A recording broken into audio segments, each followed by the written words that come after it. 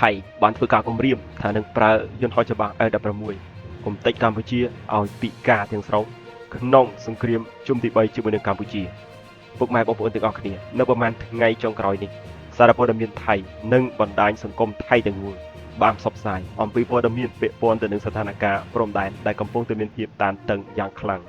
ជាពិសេសសារព័ត៌មាន Top News របស់ប្រទេសថៃបានធ្វើការវិភាគនិងបញ្ចេញមតិយ៉ាងច្រើនអំពីការត្រៀមខ្លួនរបស់កងកម្លាំងទាំងអស់របស់ប្រទេសថៃតាមការផ្សាយរបស់ពួកគេគឺប្រជាពលរដ្ឋរស់នៅតាមបណ្ដោយព្រំដែនរបស់ប្រទេសថៃពួកគេបានអះអាងថាពួកគេបានឮសំឡេងយន្តហោះចម្បាំងរបស់កងទ័ពថៃបានហោះល្បាតជាញឹកញាប់ជាងមុនសារព័ត៌មានថៃបានភ្ជាប់បញ្ហានេះទៅនឹងស្ថានភាពដែលកំពុងតែមានភាពតានតឹងនៅតាមបណ្ដោយព្រំដែនដែលពួកគេបានយល់ថាគឺកំពុងតែមានហានិភ័យខ្លាំងហើយអាចនឹងមានការប៉ះទង្គិចកើតឡើងក្នុងការផ្សាយនោះសារព័ត៌មានថៃបានលើកឡើងថាកងទ័ពអាកាសរបស់ប្រទេសថៃកំពុងរក្សាកម្រិតត្រៀមខ្លួនយ៉ាងខ្ពស់និងតាមដានរាល់ស្ថានភាពនៅតាមបណ្ដោយព្រំដែន24ម៉ោងលើ24ម៉ោងនិងជារៀងរាល់ថ្ងៃពួកគេបានសង្កត់ធ្ងន់ថាយន្តហោះចម្បាំង F-16 របស់ប្រទេសថៃបានត្រៀមខ្លួនរួចជាស្រេចដើម្បីអនុវត្តភារកិច្ចភ្លាមៗប្រសិនបើស្ថានភាពដែលពួកគេចាត់ទុកថាជាភាពចាំបាច់សម្រាប់ការពារអធិបតេយ្យរបស់ពួកគេ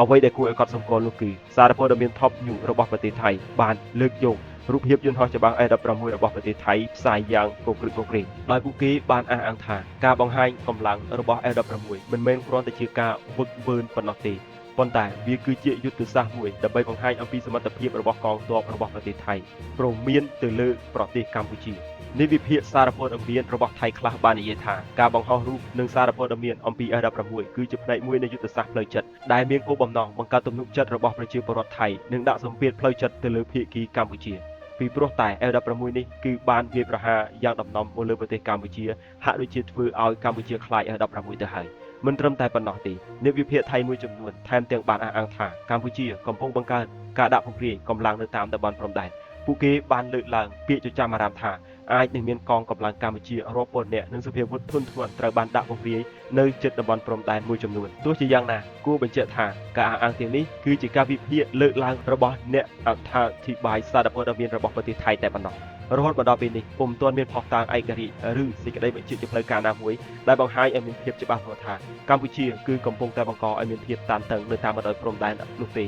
អ្វីដែលគួរឲ្យចាប់អារម្មណ៍ជាងគេនោះគឺអ្នកវិភាគថៃមួយចំនួនបានបន្តលើកឡើងថាកម្ពុជាគឺមានគោលបំណងពង្រឹងឥទ្ធិពលទាមទារតំបន់ដែលមានចំនួនជាមួយនឹងប្រទេសថៃទោះជាយ៉ាងណាក៏ដោយការលើកឡើងបែបនេះវាគឺជាទស្សនៈរបស់បុគ្គលតែប៉ុណ្ណោះទាំងដែលតាមពិតទៅកម្ពុជាគឺមិនចង់បង្កអ្វីនោះទេគឺកម្ពុជាគ្រាន់តែរកភាពខុសត្រូវហើយក៏មិនចង់ឲ្យមានការបាត់បង់ទឹកដីតែប៉ុណ្ណោះសម្រាប់ប្រជាជនខ្មែរអ្វីដែលត្រូវយល់ច្បាស់នោះគឺនៅពេលដែលស្ថានភាពព្រំដែនកំពុងតែមានភាពរសើបប្រព័ន្ធផ្សព្វផ្សាយរបស់ភាគីទាំងសងខាងជាពិសេសគឺប្រព័ន្ធផ្សព្វផ្សាយរបស់ប្រទេសថៃគឺតែងតែផ្សាយដោយផ្ដោតទៅលើជាតិនិយមនិងការលើកទឹកចិត្តដល់ប្រជាពលរដ្ឋរបស់ពួកគេដូច្នេះការវិភាគឬការអះអាងរបស់ថៃភាគច្រើនវាគឺគ្រាន់តែជាការបង្ខិតបង្ខូចដាក់សម្ពាធក៏ដូចជាបង្កើតនូវព័ត៌មានคล้ายៗតែប៉ុណ្ណោះជាក់ស្ដែងនៅក្នុងការបង្ហោះផ្សាយនេះសារព័ត៌មានថៃបានព្យាយាមបង្ហាញថាកងទ័ពជើងអាកាសរបស់ថៃបានត្រៀមខ្លួនខ្ពស់និងមានសមត្ថភាពដើម្បីឆ្លើយតបទៅនឹងគ្រប់ស្ថានភាពជាមួយគ្នានេះពួកគេបានបង្ហាញអំពីការព្រួយបារម្ភអំពីចលនារបស់កងទ័ពកម្ពុជានៅជិតតំបន់ព្រំដែនអញ្ចឹងមើលទៅលើអ្វីដែលពួកគេបានលើកមកបង្ហោះផ្សាយកំពុងតែបង្កាច់បង្ខូច